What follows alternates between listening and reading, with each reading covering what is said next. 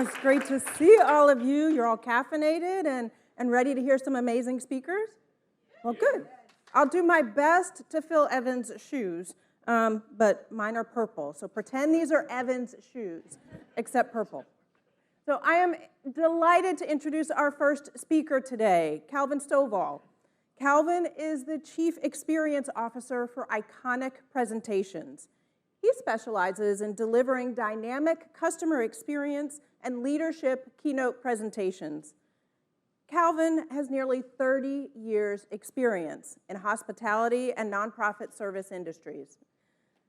During his hospitality career, as Vice President of Brand Marketing for Hilton Worldwide, he was responsible for marketing and public relations for more than 150 Homewood Suites hotels. While under his leadership, the Homewood Suites brand was recognized 4 times by J.D. Power and Associates. Today, he leverages his life experiences as a business leader, along with the universal language of music, to engage and connect his audiences worldwide. Calvin currently resides in Mooresville with his 2 wildly handsome teenage sons, Caden and Carson. Ladies and gentlemen, please help me welcome Calvin Stovall. Calvin. Right. So for people that know me well, they know that I'm a pretty driven person, okay? So when I was an undergraduate at Chicago State University in blah, blah, blah, I had made a promise to myself. I said, whenever I become a vice president or ever get a C-suite role, I was going to buy myself a present. I was going to buy myself a BMW, okay? But not just any BMW. It had to be black, it had to be a convertible, and it had to have gray leather interior. But most importantly, it had to have a stick, right? 2002 comes, I get promoted to vice president of marketing. There was a BMW dealership in Memphis, Tennessee. I run down there, and I meet this guy named Tom Adair. Tom was probably one of the most customer service-oriented people that I have ever met. Right? And I tell him, Tom, I got to have a black BMW, got to have a drop top, man, it's got to have a gray interior, and it's got to have a stick. He's like, Calvin, we'll take good care of you. Right? So I sit down, have a conversation with him. We talk. A couple of months go by. He gives me a call, and he says, Calvin, your dream car is here. Man, I get there. Let me tell you, it was like an angel had dropped from the skies. There it was, black and shiny. He had the top sitting back. I look in there, leather interior. Look in there, and the stick shift was there. I'm like, beautiful. So he opens up the driver's seat. He said, Calvin, pop on in. I get into the driver's seat. He gets in on the passenger side. He looks at me with that beautiful gleam in his eye and that beautiful salesman's grin and says, Calvin, let's take her for a spin. But there was something that I forgot to tell Tom, and something I didn't tell you. I had never driven a stick in my entire life. Not even one time, y'all. Who buys a luxury car that can't even drive? Right? So I told him, I said, Tom, I've never driven a stick before. Man, this guy laughed so hard, I thought he was going to have a heart attack in the car. Okay?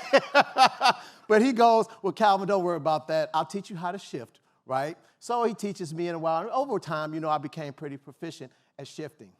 So what's the lesson here? In a world of uncertainty, one of the things we have to learn how to do is shift our mindset. Right? But here's the deal. There's not going to be a Tom Adair sitting next to you to help you do it, okay? And here's the deal.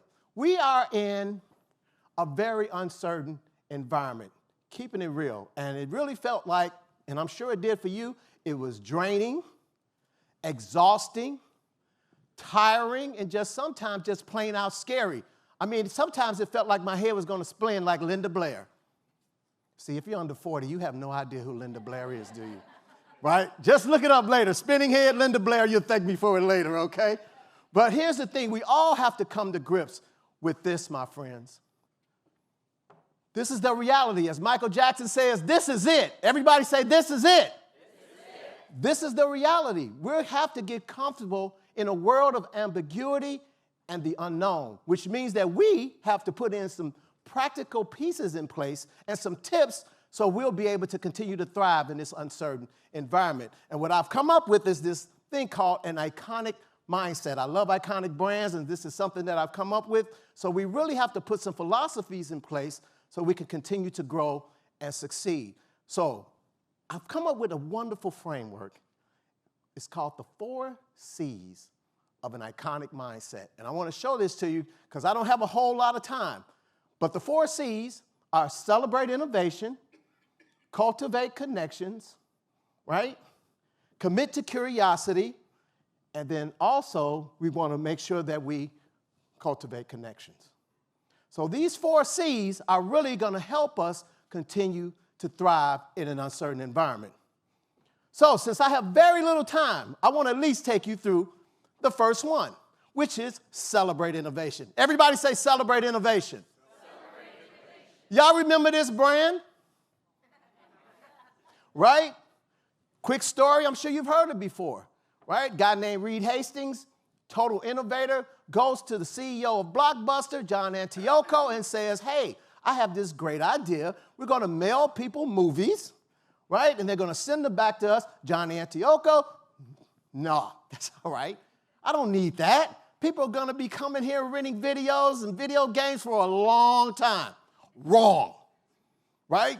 2010, Blockbuster goes bankrupt. Netflix is still in play. How many of you have Netflix? Exactly, 240 million subscribers globally. So what's the lesson here? You can never, ever become too comfortable, or you can never become too what? Complacent. You always have to continue to look forward at technological shifts, consumers' tastes change, because sometimes success can become a barrier to innovation. So you can't get too comfortable. But what happens when a company tries to be innovative and it goes left? Let me tell you something. I recently bought some Beats. You know the little earphones?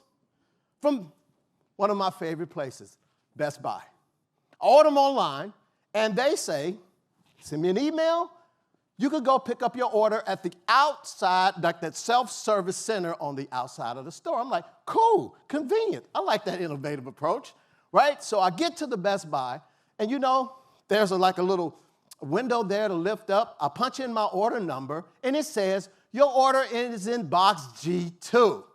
I'm like, that's simple. I step back, and looks like a gazillion boxes there, but there's not one single number on a box. Not one.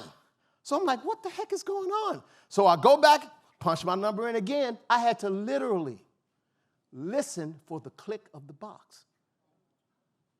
I finally found it, get my order, and I'm just frustrated. I was there with my girlfriend, and I'm like, I can't believe it. I'm just complaining to her. She just wasn't feeling my pain, right?